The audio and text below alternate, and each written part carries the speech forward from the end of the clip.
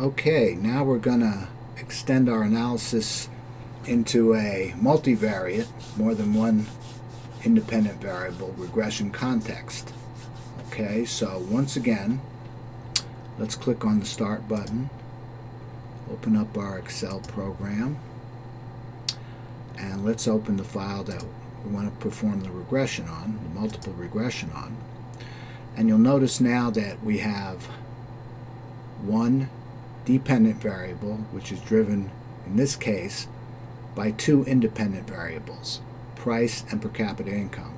It seems reasonable, intuitively, that the quantity of some consumer good would be affected by changes in the price of that good and changes in an individual or household's income.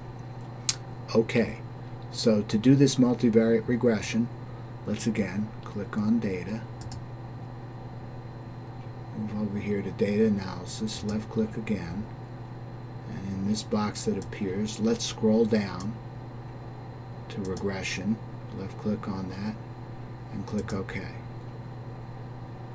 Okay, Y is the dependent variable, quantity, and in this context the X range is per capita income and price, the independent variables. So let's click on this multicolored box and use your cursor, put it on cell D2, left click and drag down to cell D15, release your finger,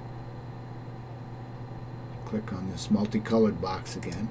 Let's repeat the process for the independent variables, but this time let's start with cell B2, go to cell C2 and drag down to cell C15, and we'll release our finger again, click on this multicolored box, click Line Plot Fits, and then click OK.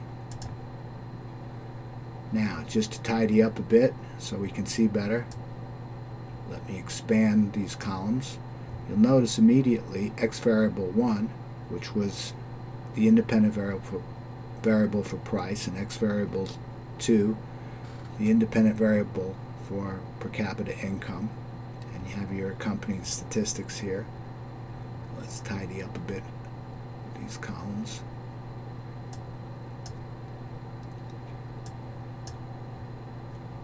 And so we can see these. As you would expect, price and quantity demand are inversely related, and per capita income and quantity are positively related. And we also see our statistics that allow us to determine whether or not the relationships that we've established for the coefficients of estimate for our independent variables are statistically significant. Note that only the t-stat on the price variable is in relation to the data that I gave in my example. Okay, so more to discuss, but that's the steps by which you can run the regression.